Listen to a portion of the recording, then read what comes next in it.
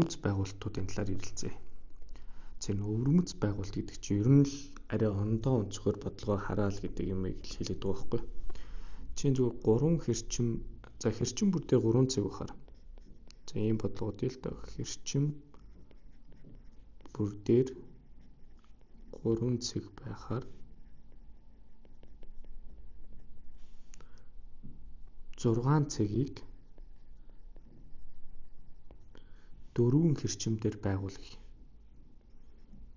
6 цагийг 4 хэрчимээр байгуулъя.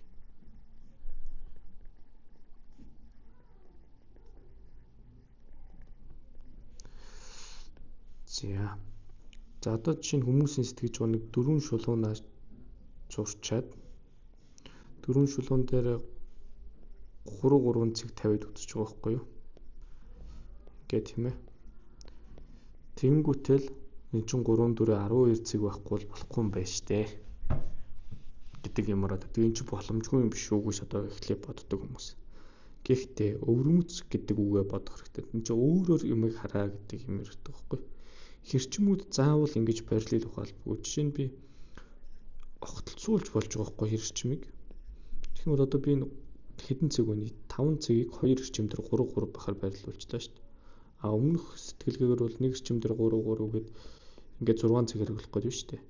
Огтлцуулчихад ингээд цэгийг хэмнээд эхэлж байгаа биз. Би ч нөгөө цэгийг хэмнэх ёстой шүү дээ. 6хан цагтай юм. За тэгэхээр одоо яллах өвөрмөцөөр сэтгэдэг байяа л гэж байгаа. За би чинь шууд гурвалж авъя. Гурвалжны 3 оройг авчил та тийм ээ. За тэнгүүтээ би ингээд 3 3 цаг нийт би одоо ингээд 5 цаг байгуулчлаа. Гэхдээ 2 эрчим дээр. За одоо би энэ өмнөх цэгүүд айлуулах ашиглах хэрэгтэй байхгүй. Би ингээд бол би 4 эрчим учраас ингээд бол би. Огтлцлын цэг дээр 1 цаг нэмч. Ингээд одоо энэ яаж вэ? Нэг 4 эрчим байна. Эрчим болгон дээр 3 байна. За өөрөөр бас ингэж байгаа хүмүүс ч бас байж л тэгш ингээд байгуулсан ч бас болох байхаа. Тэгтээ үзье. 1 2 3 энэ ч эрчим. Ингээд ав хэдээр цаг болж байна. Гурвалжны 3 талч 3 эрчим. Тэгээд 4 эрчим болгон дээр 3 байна. Ийм байгуулалт бас байж болно л гэсэн үг. Тэгэхээр энэ байгуулалттай холбоотой ийм бодлого байх юм бол жаахан харах өнцөг өөрчлөөд яаж арай өөр сэтгэх үү гэдэг мессежийг тарих руугаа явуулдаг байх хэрэгтэй. Одоо ийм бас нэг бодлого байл л да. Гурвалжинг альч хоёр ерөнхий талгүй байхаар 4 гурвалжийн тугаая. За бодлого өчөд өгшин. Одоо гурвалжинг альч хоёр нь ерөнхий талгүй байхаар 4 гурвалжийн тугаая. Ерөнхий талгүй гэдэг үг ойлгох хэрэгтэй тийм үү? Чинь ингээ уусгал энэ хоёр гурвалжийн улаанаар ерөнхий талтай болчиход. Харин ингээд авах юм бол S1 гурвалж S2-т ерөнхий талгүй болчихно. Яг гэвэл аль нэг эрчим альных нь тал болж чадахгүй байгаа байхгүй. Энэ улаан эрчимч энэ харгаар давхарлж эрчим чинь S1-ийн тал мөлтөө S2-ийн яг тал байж чадахгүй. Талаас нэтэрсэн зүйлч ерөнхий биш болчихдог. За тэгэхээр манай бодлого юу гэдэг вэ гэхээр гурвалжинг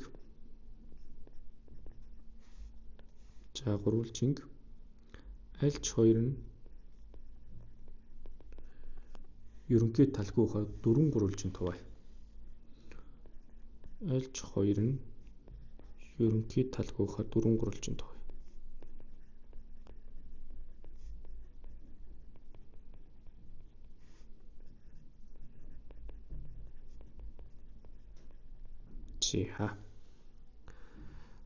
За тэгвэл нэг гурвалжийн лав шилэлцээ тийм эдүүлээ. За би ийм гурвалж авчих. За би зүгээр хуваах гэдэг үзье. Би зүгээр эндээс нэг татаал одоо нэг ерөнхий талгүй ус эндээс ямар нэг гурвалж ингэж бүтээж болохгүй. Тэгэхээр энэ цэнхэр эхний татсан цэнхэр эрчим чинь ерөнхий тал болчих гээд байна шүү дээ тийм ээ. Тэгэхээр энэнийх айл нэг дундаас нь авах хэрэгтэй тийм ээ. Магадгүй ингээд авдаг ч юм уу нөө. Тэгэхээр одоо ерөнхий талгүй шүү дээ. Гэтэл энэ дахиад одоо энэ хоёрыг хооронд нь олбочоор энэ хоёр ерөнхий S1 S2 ерөнхий талтай болчих гээд байна шүү дээ. За тэгэхээр одоо энийг жаах арга үнцгөө өөрчлөөл гэж байна. Логик сэтгэлгээ жаах ашиглая. Яаж боол оновчтой вэ гэдэг юм л ярих гэж байгаа. За тэгэхээр би бол ингэмээр байна. Ийм хуваалт хийх гэж байгаа. Ингийн хуваачвал бүх гурвалжин ерөнхий талгүй үстэй. Тийм ээ. S1, S2, S3, S4 гэдэг дөрвөн гурвалжин байна шүү дээ. Ерөнхий талтай гурвалж огт байхгүй. Тэгсэнд ингэж өөр мөрцөөр хуваа. Ер нь энэ голт нь ингэж нэг жаахан эрчмүүдээр дүрс үүсэх санаа энэ тэнд бас гарч ирдэг. Тэгшүн зөвтөр хүртэл байдаг шүү дээ энэ бодлогод. За тэгэхээр энийг хэлэх гээд байна да. Миний хэлэх гээд байгаа санаа. За тэгвэл дахиад нэг бодлого утчих. Бодлого 3. За хотел 6 айлтай. Хотел 6 айлтай. За яах юм хэрэг айл бүрээс яг 3 айл тэнцүү зайд оршино. Айл бүрээс яг 3 айл яах вэ? Тэнцүү зайд оршино.